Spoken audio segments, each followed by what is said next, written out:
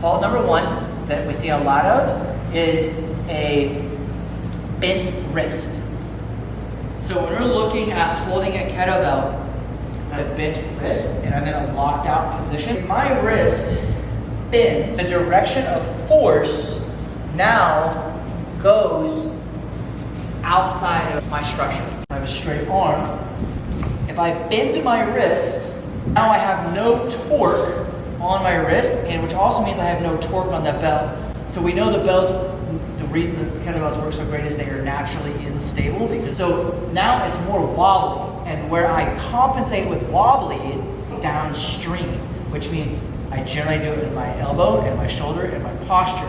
So if this is bent, I cannot create torque and stability in the downstream joints.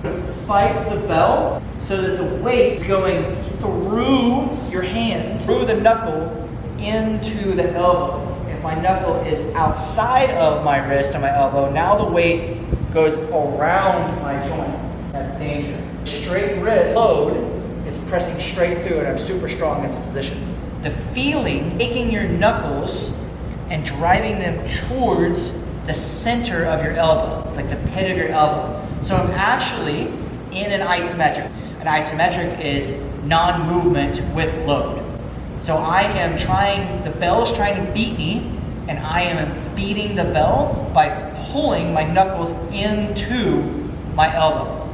So a straight wrist should always feel like I'm bringing my fingertips into my forearms. And you want to think about that during all stages of your get up. You want to think about driving that knuckle in and beating the bell.